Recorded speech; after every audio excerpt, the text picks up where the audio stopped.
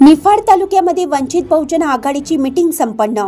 नाशिक जिल्ह्याचे जिल्हाध्यक्ष पवनभाऊ पवार यांच्या आदेशाने निफाड तालुका अध्यक्ष काकासाहेब गवळी निफाड तालुक्याचे पदाधिकाऱ्यांसोबत अनेक विषयांवर चर्चा करण्यात आली। त्यावेळेस अनेक पदाधिकारी कार्यकर्ते मोठ्या संख्येने या मीटिंगसाठी उपस्थित होते।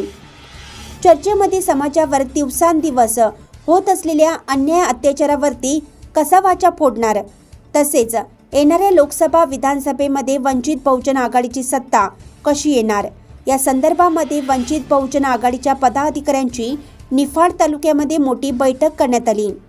यावेळेस बैठकीला उपस्थित कार्यकर्ते गुंडूभाऊ गांगुर्डे, शेजवळ सर, नितीन नाना गरुड, राजेंद्र आढाव, स्वप्नील गांगुर्डे, अमित आढाव, सागर साळवे, सुभाष गांगुर्डे, सचिन गांगुर्डे, धोंडीराम आढाव, संजय पवार आणि पानसरे इत्यादी कार्यकर्ते पदाधिकारी मोठ्या संख्येने उपस्थित होते।